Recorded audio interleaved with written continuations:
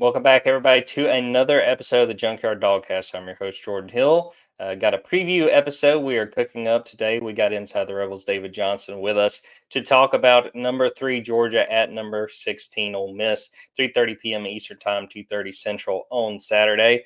But first, we got to get into some big recruiting news for Georgia on Thursday night. Georgia successfully flips four-star wide receiver C.J. Wiley from Florida State to Georgia. Going back to the summer, C.J. Wiley was a big target for the Bulldogs. Missed out. He winds up committing to the Seminoles, but Georgia stays persistent and winds up flipping the big-time Milton wide receiver. 6'4", 195, a huge addition for Georgia in this 2025 class. We have been woke, took some time to record this video to talk a little bit about C.J. Wiley, how Georgia made this happen, and what the Bulldogs are getting in the big-bodied receiver. The third day in a row, Georgia got some unbelievable recruiting news. On the heels of Rayshon Dinkins and Vance Spafford, Georgia got what many could argue was the most important remaining recruit in their class. One of the ones that I think generated the most questions in Georgia's recruiting cycle this year, and that is four-star wide receiver C.J. Wiley from Milton High School. Committed to Florida State over Georgia and LSU in the summer. That was a bit of a surprise at the time, but the Seminoles had done a good job. Clearly, Florida State's season took a hit on its recruiting class, and that was going to affect C.J. Wiley, who, going back to September when I connected with him after Florida State had dropped a couple of the first games, he acknowledged and admitted, winning matters. Like, results of these games definitely matter. And I think that was the point in time where things started to shift, where Florida State wasn't feeling as comfortable, and schools like Georgia and a couple of other programs started to feel like they were in a better position. He decommitted coming off of the Texas A&M visit that he took a couple of weeks ago, and I think that caught a little folks off guard. I think that Georgia was feeling really, really confident on their end about where they had positioned themselves, but I think that some other sides felt the same way. And just because of the nature of how some of these high-profile, top-of-the-class wide receiver recruitments in the state of Georgia have gone in recent cycles, I think that there were a lot of people that had questions about, does C.J. Wiley even want to come to Georgia? Do they have a realistic shot with Georgia? Or, and this is something that I've said, and I can now look back on and say that I was wrong in looking at it, are they looking for reasons to go anywhere other than Georgia? And I think that when it all came down to it, winning matters, the proximity to home matters. He's got a high school teammate in Ethan Barbour that he's very close with that's also going to be signing with Georgia in December. And so I think when you start to combine all of these various factors, it makes a lot of sense for C.J. Wiley to end up in Georgia's class. What does it mean for Georgia? I mean, one, you got a bona fide top-end wide receiver out of the state of Georgia. There have been a lot of questions recently about Georgia's ability to do that. We've seen, in recent recruiting cycles. And it's not, I realize C.J. Wiley's not ranked as a 5-star right now, but you look at, Mike Matthews, Travis Smith, some of these other top in-state wide receivers that just haven't ended up signing with Georgia. With a month to go before signing day, it looks like that's probably going to happen with C.J. Wiley in Georgia now that he's committed. This is a 6'4", 215, 220-pound wide receiver. He has run a 10.5 in the 100-meter dash. This is a guy who on multiple occasions this year has clocked a 22+ on the GPS monitors that he's wearing during high school games. I mean, this is a freakish athlete. He can do things that a lot of other people just simply can't do. In terms of big playability, I mean, he had the most touchdowns in Georgia's highest classification last year. I think it was 18 touchdowns in Georgia's highest classification last year, on their way to winning a state championship. Big playability. I went to his spring game where he played my alma mater, Peachtree Ridge, actually, and he had three touchdowns on 3 targets in that game. I mean, he really is a big play waiting to happen. And it was in that game that Mike Bobo and James Coley were in attendance. And I think that stood out to them as a performance with a lot of eyes on him. He went out there and really showed out. They didn't get his commitment the first time around, but they have now the second time around. I mean, I don't think you can really overstate how significant of a recruiting win this is for Georgia. And when you couple that or pair that with the other wide receivers that Georgia has in the class, Talon Taylor, who might end up reaching 5-star status, Thomas Blackshear, who I think is one of the most underrated players in the state of Georgia, Landon Roldan, who I think is one of the most underrated players in the entire country, and then Tyler Williams, who's a 6'2", 200-pound wide receiver that puts up 100-yard stat lines every single week, and he's playing in one of the highest classifications in the state of Florida. One of the best all-around wide receiver classes that I can think of Georgia putting together. You know, James Coley uses the tagline, change the game. That's how he has approached the narratives around Georgia wide receiver recruiting and what it means going forward. And I think in a few short months with James Coley really taking over as wide receivers coach, Georgia is going to overhaul this wide receiver roster and completely flip it. And I don't think that the work's done, because I think there's a lot to go in 2026 class. And I think that the transfer portal might see some openings at wide receiver too. So could not have asked for bigger news for Georgia on this day, somewhat out of the blue as well. I mean, this was something that you knew was going to be coming in to focus somewhat over the next month, but happening just sort of on the fly today on the Wednesday after Georgia had picked up 2 commitments the previous days. Just a huge, huge day in Georgia football recruiting, and a stretch for Georgia football recruiting that just reminds you can never doubt anything that's going on in Athens, Georgia, because they are always going to accumulate the best players and the best talent, especially when that talent is in the state of Georgia.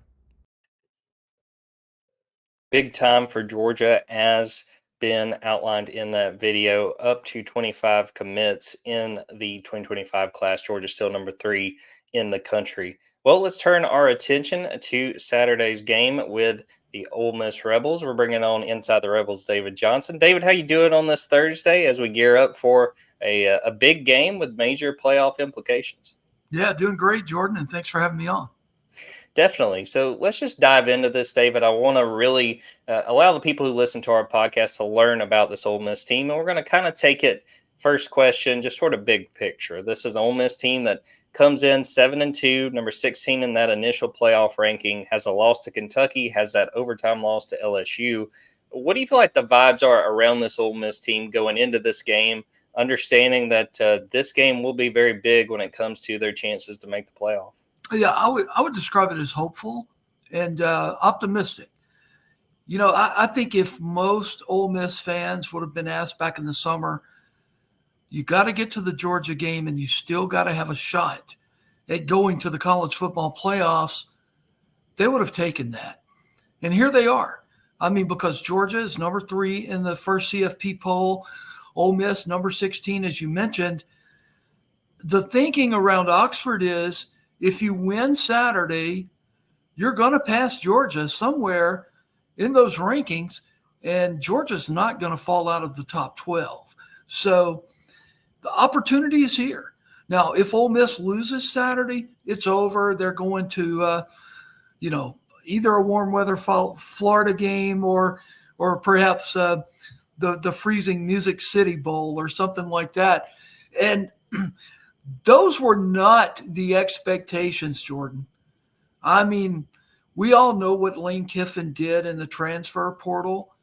And on paper, this is a team that was assembled to compete for a national title game. And I go back to the game in Athens last year where Walker Jones, who is the executive director of the Grove Collective, said they had meetings afterwards and looked at Georgia's film and said, what do we need to be able to play teams like this? And they went out and got it. Spent a lot of money through the transfer portal. But, with a loss to Kentucky and the overtime loss at LSU, you would have to say that if they do not win Saturday, the season has been a bust. Because even at Media Day, we were asking the players, what are the expectations? To a man, everyone was the college football playoffs. 3-loss Ole Miss, not going to the college football playoffs. Not only do the players know it, the coaches know it. Lane's talked to his team about it. The fan base certainly knows it as well. I mean, this game for Ole Miss on Saturday, it's a pass-fail mark on whether this season has been a success or not. And there's still 2 games to go after this. The Rebels have to go to Florida, and then there's the always crazy Egg Bowl. But this is the one in front of you. This looks to be the game you must win. It's all there on paper. Again, I think Ole Miss passes Georgia in the poll if they win. If they don't win, it doesn't matter. I think you nailed it. And yeah, this is a big opportunity, especially with it being in Vaught-Hemingway Stadium. I want to go back to last week, David. A really impressive game for Ole Miss, 63-31 victory over Arkansas. What stood out to you from that performance and just what the Rebels did well to set the stage for that big win? Yeah, the connection between Jackson Dart and Jordan Watkins.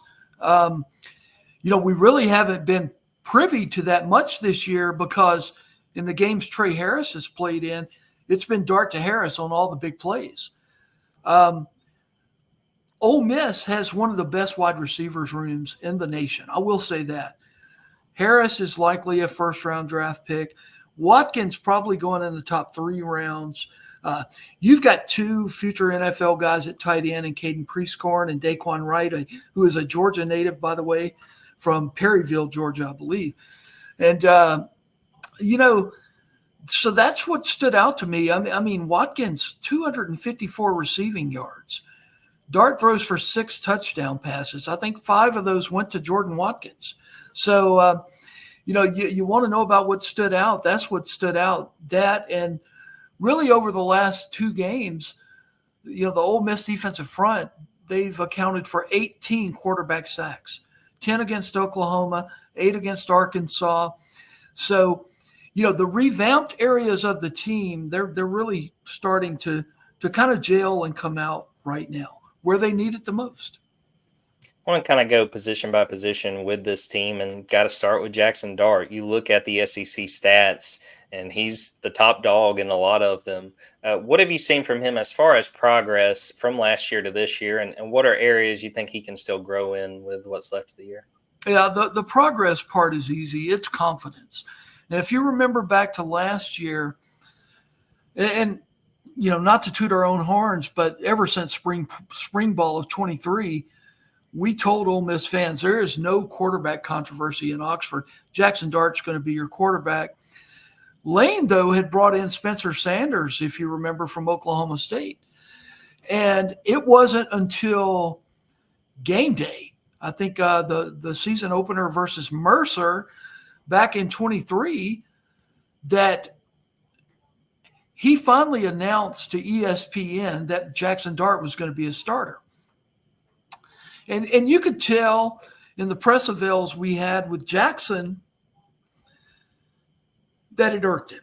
Okay, it ticked him off because he had been the starter the year before, and now all of a sudden Lane's bringing this guy in. He didn't have that this year.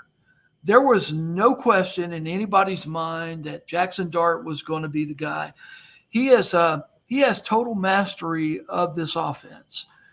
He is, I hate to use this old phrase, but he's calm, cool, and collected. He never gets rattled. He knows where the ball is and what the down and distance is at all times, and it's made him a better player. He's always had the arm strength. He has always been deceptively quick, okay? Where, if he scrambles out of the pocket, very often that's a good thing for Ole Miss because Dart can turn something into a very positive there. So to me, that's where it is. Now, where can he get better? I mean, I think distributing the football to other receivers, okay? Because prior to the Arkansas game, he and Trey Harris had a beautiful connection, and I don't blame him for looking for Trey Harris first, but Ole Miss tight ends had not been targeted very much in the couple of games prior to then. So I think the Arkansas game kind of forced him to go, hey, Trey Harris is not on the field. I'm gonna check off to my tight ends. I'm going to find open receivers, and boom, Jordan Watkins has a big game, as we've already talked about. Daquan Wright has a big game. Caden Priestcorn was injured, so he wasn't really available for the Arkansas game. They both should be back on Saturday. I also expect Trey Harris to be back. I saw the SEC availability list last night, 26 Ole Miss Rebels on it. I mean, that's about a quarter of your football team. So, is there a little gamesmanship going on? Maybe so. But Trey dressed last week, and then I think Ole Miss got up so big, he went back inside and put street clothes on. Lane had decided, we're not going to push you. And I expect Harris to play. I expect Priestcorn to play. I really expect this team to be mostly healthy against Georgia. Yeah, I was going to ask you about the 26 guys. I kind of thought maybe Lane had something up his sleeve with that, but I wanted to ask specifically about Trey Harris, because even with those games he missed, he's still atop the conference in a lot of the categories as a receiver. And Kirby talked about him earlier this week and was talking about, his size, his speed. He said he can take a post and take it to the house. He can take a hitch and take it to the house. What is it about Trey Harris that stands out and has made him one of the top receivers, not only in this conference, but in the entire country? Well, first of all, let me say this. I've covered some great wide receivers here at Ole Miss. DK Metcalf, A.J. Brown, Laquan Treadwell, Elijah Moore. The list goes on and on. Trey Harris may be the best, period. And the thing to me that stands out about Trey is that, he grew up down in southern Louisiana, and really the only place he had to go out of high school was Louisiana Tech. And you ask yourself why? Well, it's because of COVID. I mean, when he was a prospect, COVID was going on. And we all know what the damage that did to everything in our lives. And he got missed. So he goes to Louisiana Tech, and then, I know Lane and his whole staff, they're very excited about signing him. And I'm like, okay, the biggest question is, can he put up those kind of numbers in the SEC that he did at La Tech? And, man, he put up better numbers, and he keeps on putting up better numbers, makes some fantastic, not on purpose, but some fantastic one-handed grabs at times. And, I think he's the best of the lot that's come through Ole Miss. He and Dart do, as I mentioned, have a very special connection. And, so let me say this. I hope he plays Saturday, and, we'll see what happens. But what stands out is how he came about at Ole Miss, because any other playbook without COVID, this kid's catching passes in purple and gold at LSU. And you know it. I know it. Everybody knows it. But instead, he's in Oxford, Mississippi. Yeah, great job by Ole Miss staff of identifying him and bringing him in, because he has been outstanding. Well, David, we talked about this a little bit before we started recording, but sort of the state of Ole Miss's run game. They lose Quinshon Judkins before the season. They decide they're going to roll with what they got. What kind of production have they gotten from these running backs, and who are the names to know? Yeah, well, Henry Parrish Jr. has been adequate, okay? He's the transfer. Started off his career at Ole Miss. Kevin Smith, the running backs coach, gets hired at Miami. Next thing you know, Henry Parrish is in the portal, and he's at Miami. Kevin Smith comes back to Ole Miss. Henry Parrish comes back to Ole Miss. And he's kind of been the go-to guy. Went out in the Arkansas game with a knee injury, will not play on Saturday. So behind him, man, it's tough, to be honest with you, because Dominique Thomas, the transfer from Georgia State, is kind of the guy that you're expecting to get a lot of the carries on Saturday. He and Ulysses Bentley, the transfer from SMU, Bentley ran for 600 yards last year in the same backfield with Quinshon Judkins, who is at Ohio State now. Outside of those two guys, Matt Jones is not going to play. He's out injured, but he's a former walk-on. That's kind of it. They did get Rashad Amos from Miami of Ohio, who was a 1,200-yard rusher last year in the MAC, but he's been injured all year. So I don't think we're going to see him on Saturday. So, if Ole Miss is to win this game and to stay in this game, they're going to have to throw the football. I mean, that's the bottom line, because this offensive line who on paper you thought would have been one of the best in the SEC, has not materialized. It's just not been there. These guys are doing an adequate job of protecting Jackson Dart, but as far as a push up front and opening holes, we're not seeing that.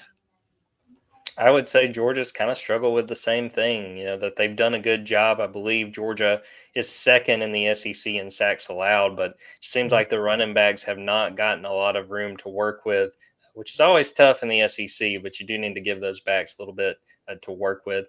Now, David, we talked about Trey Harris, but who are some of the other skill players, the other receivers, pass catchers that Georgia fans should be on the lookout for on Saturday? Yeah, we talked about Harris. We've talked about Jordan Watkins. The other guy, and this guy's a Peach State native, a freshman, Caden Lee. Listen, man, Caden Lee had over 100 yards receiving against Arkansas, and he is really kind of the future when you look at this Ole Miss receiver core. He is very fast. He runs very precise routes. He has really good hands, and so I would start off with him. Offensively, we've talked about every skill position player there is. I mean, that's going to be available. That's it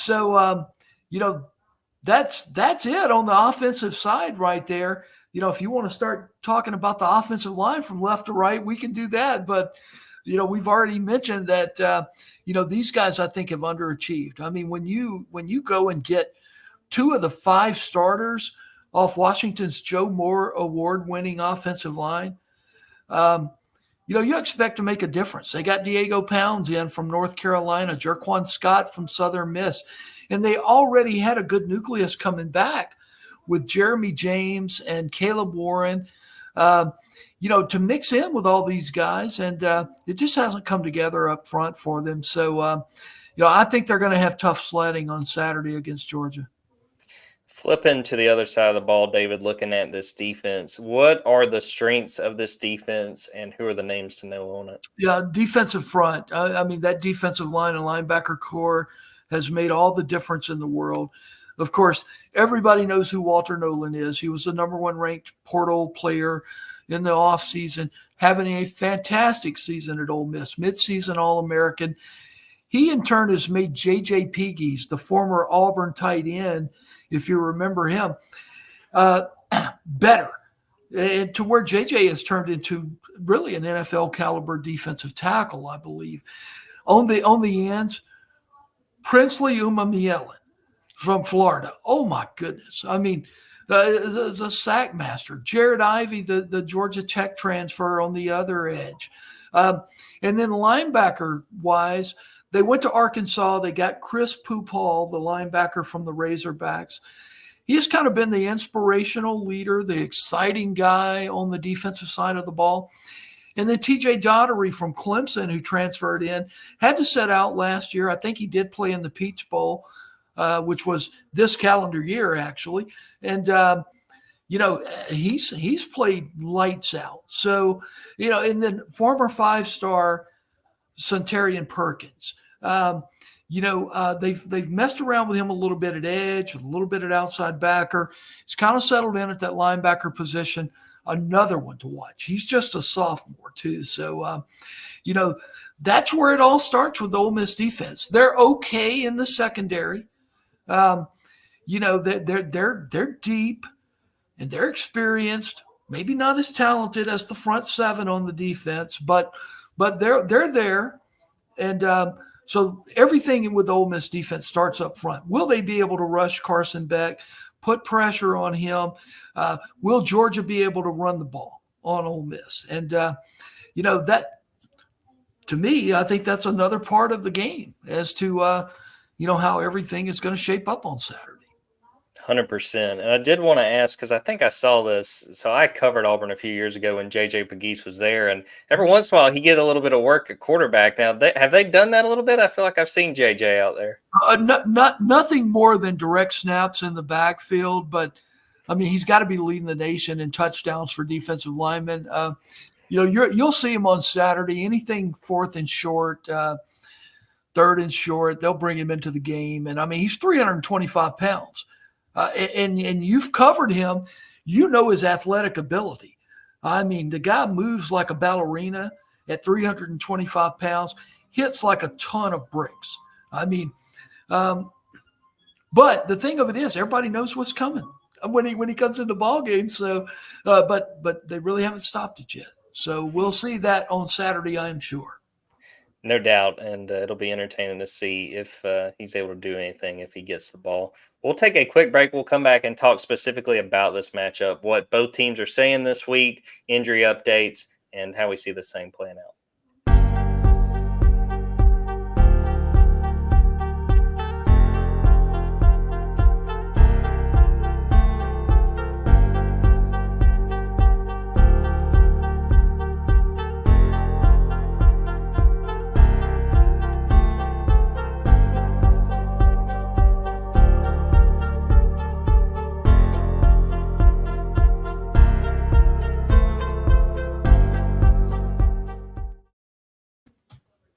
David, looking at this game and the week of interviews and the talk leading up to it, what has sort of been your takeaways from what Ole Miss is saying about Georgia, what they're saying about playing the number 3 team in the country, hosting the number 3 team in the country, and what they're going to be up against on Saturday? Yeah, not that it's being said out loud, but this is proof of concept game for Ole Miss. I mean, again, I go back to the butt whooping the Bulldogs put on Ole Miss in Athens last year, and they sat down and had serious meetings. We've got to have this, this, and that. We've got to have this guy and this guy. And they went out and got it. And the question that you heard kind of permeating the airwaves and everything over the offseason is, the experiment is, can you buy a national championship contender? And Ole Miss is the guinea pig for that, right? I mean, there's $12 to $15 million in starting payroll on that field on Saturday. Was it all for naught? Because if they end up playing somebody in the Music City Bowl, good luck on getting the Ole Miss fan base there. They travel well, so they'll likely be there. I didn't mean that as a knock, but it's going to be a disappointment. It's got to be when you go back to preseason expectations. So Georgia offers a proof of concept for Ole Miss. How much did you close the gap? Did you close the gap entirely? And that's what this game's all about. Now, I can tell you the utmost respect from Lane Kiffin, the players, and the fan base for the Georgia Bulldogs. I mean, you guys have done it. You've been there. You've repeated. I mean, you're kind of the new gold standard for college football. So, they're going to have respect for Georgia, but they believe they can beat Georgia. I mean, these kids do believe they can beat Georgia, particularly the way they handled Arkansas, the way they shut down Oklahoma. And Georgia is way ahead of both of those programs. I'm not saying that. But, look, it's all or nothing. I mean, it's all or nothing. You're either going to be 10-2 in the college football playoffs or you're not. And you're probably going to know that Saturday. No, I think it's a perfect point. And even talking about, if they go to somewhere like the Music City Bowl, the expectations were so high that I understand people being frustrated and feeling like they fell short. On the Georgia side, Kirby Smart, a ton of praise for Lane Kiffin, for Jackson Dart. He talked about Jackson Dart, as big as he is. He said, you kind of can't tackle him with kid gloves because, he's a quarterback. We don't want to hit him. He said, you got to tackle him like he's a running back because he can move and he can keep plays alive. I think that they acknowledge that this is going to be a tough game, and something that Kirby talks about all the time is winning games on the road in the SEC. He talked about it in the lead up to the Kentucky game, and, all of us were like, yeah, okay, sell it. And then they went up there and they struggled, and they came really close to losing. And afterwards, Kirby says, I told you guys, I tried to tell you guys all week, they understand what they're going to be up against. Now, David, we talked about some of the injury updates with Trey Harris and a few of the other guys. As of Wednesday's availability report, any other notable ones we need to be on the lookout for? Any other important injuries to watch going into Saturday? Yeah, Jordan, I will start this by going, do you know who our head coach is? I mean, I sure do. You know how difficult it is to to know what's real and what's not real, it's pretty doggone tough. No, not really. I think everybody of consequence will be dressed for this game. And that I think that's the easiest way to say it. And I'm going dead set against the 26 Rebels on the injured list last night. But, that's got to be a record right now, right? 26 in a week. That's they look pretty healthy when they left the field. Henry Parrish will not play. Other than that, wouldn't surprise me if Archie Manning's not suited up on Saturday. Yeah, you got to just really give it a big kudos to their strength and conditioning program. Those coaches, by the time they get to Saturday, man, those guys are feeling great. The trainers are really earning their money. Oh, no doubt about it, man. They pull through at the end. There's no doubt. We've even joked about maybe our physician and trainers should get Academy Awards or something for some of the injuries late in ball games that have occurred. But anyhow, I think the commissioner cleaned that up a little bit. So, maybe we play 60 minutes of really good and exciting football and get the end that we all are hoping for. Fingers crossed there. Now, let's say this goes well for Ole Miss, David. What do you think that means? What do the Rebels have to accomplish to have a shot at getting a big home win? And as we've talked about, one they really need if they want to make the playoff. Yeah, Jackson Dart has got to be shining. And look, the kid just threw for I think over 500 yards last week. Okay. He's got to get back into the Heisman conversation. He's got to have that type of game Saturday against Georgia, which means Trey Harris and Jordan Watkins and all those receivers, they've got to have big games. And, and that means the Ole Miss offensive line has to come together and be able to protect him.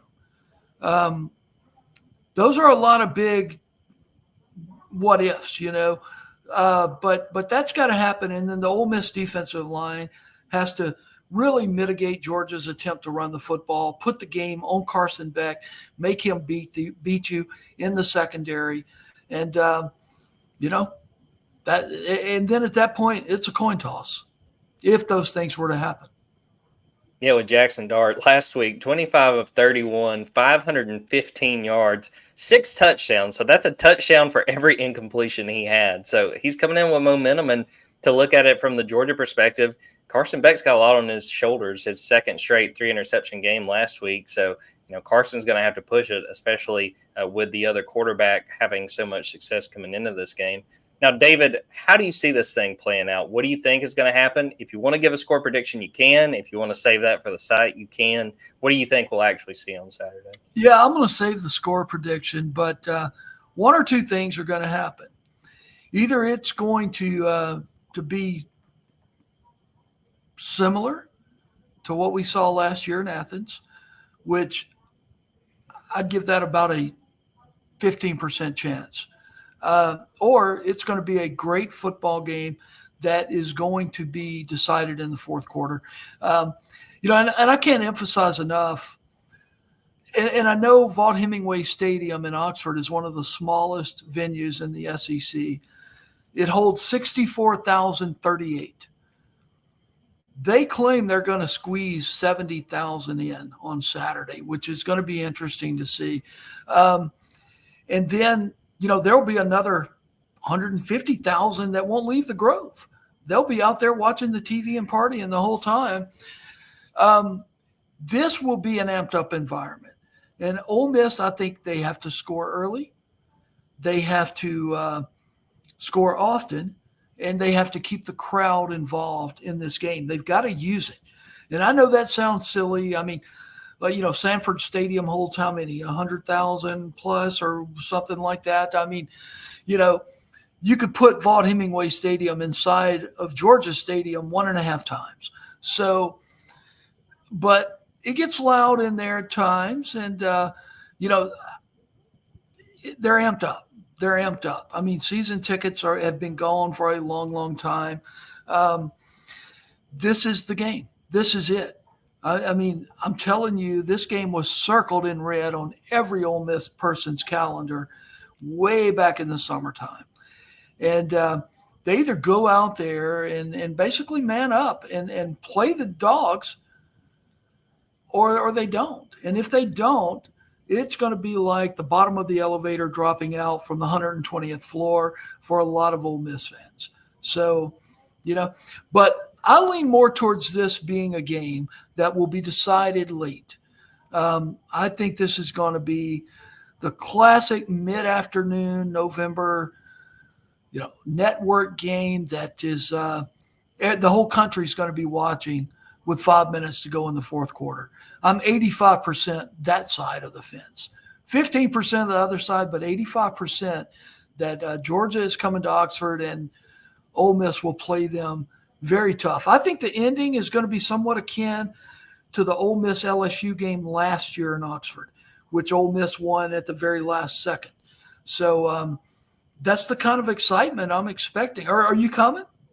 Oh, I'll be there. I'll be All there. right. Now, it'll be tempting not to just watch it in the Grove, like you were saying, but I think it's going to be a great game, like you said. I'm expecting a 4-quarter game. I'll go through our scores from our site. I've got Georgia 31-20. I think it's going to be a one-possession game for the majority of this one. We've got Kip Adams has Georgia 27-21, and Ben Wolk has Georgia 31-30. So if that happens, boy, that's going to be a thriller. I want to ask you one more thing, David. And as we're recording this, this is Thursday afternoon, 70% chance of rain on Saturday. Let's say we are dealing with rain. How much do you think that affects Ole Miss and what they would like to do in this game? Yeah, I would be more worried about wind, and I don't think there's a lot of wind that's going to be blowing. I looked at that as like 5 to 10 mile per hour. The way I mean, this is big time football. These ball boys, and it's funny we're talking about ball boys, but they have one job: to keep the ball dry. And they're going to be, it's not a high school game, okay? I mean, every snap, there's going to be a new ball in there if it's wet. And, you're going to see the official. He's going to do what he can to cover the ball, and the ball boys will keep the balls dry. So I really don't think it matters that much. I really don't. Because, as you've mentioned, as I've mentioned, neither one of these teams are ground teams. And, Vaught Hemingway is natural grass. So, there could be some ruts worn in it or whatever. But I just don't I don't think the rain is going to be a factor. It will be for the fans and the day that they're going to have. Look, if you've never been out, you got to get out to the Grove by 8 o'clock. Okay, 8 o'clock Saturday morning, be in the Grove. And eat breakfast. They'll be serving breakfast out in the Grove, and they'll see your Georgia stuff or whatever, and they'll invite you into their tents and just have a great time. This is the mecca of pregame football here, and I would encourage all the Georgia fans making the trip to please do that and enjoy Oxford. It's much like Athens. It's Athens a little bigger, but same kind of vibe, I think, goes on in Athens. It goes on in Oxford. It's a great place to live. 100%. And yeah, I would encourage Georgia fans, get out there because it will be a fun time. No matter what actually happens once these teams get this thing underway. Well, David, I really appreciate you taking the time. You guys at Inside the Rebels do such a good job covering Ole Miss. I want to give you this opportunity. Plug anything you got. Let folks know what you guys got going on over there as we get ready for this big game. Yeah, you guys know where to find us. But if you don't mind, one thing I would like to say, and, my high school quarterback played ball at Georgia. And I was his center. He was the quarterback. He passed away back in 2019. Heath Sheffield. He played baseball for the Georgia Bulldogs in 92 and 93. And I always just like to bring Heath's name up. Fantastic guy, and he left the world way too early, but he is my favorite Georgia Bulldog ever. And then Herschel Walker. But anyway, thank you for having me on, Jordan. I really appreciate it. Absolutely. And a great list you got there of 2 Bulldogs. I can't argue with that one at all. Well, we will wrap it up. I do want to thank David again for popping on. Thanks to everyone who watched this live, everyone who is listening or watching after the fact. Go to Dawgs 24/7. Go to Inside the Rebels. If you're an Ole Miss fan, get ready. sign up for our YouTube, for our TikTok. We got all kinds of good content. And we got a big ball game on our hands Saturday afternoon. And I know David and I are looking forward to seeing it. And we hope you guys will watch and tune in and follow the coverage at both sides. So for David Johnson, I'm Jordan Hill. Until next time, take care, everybody.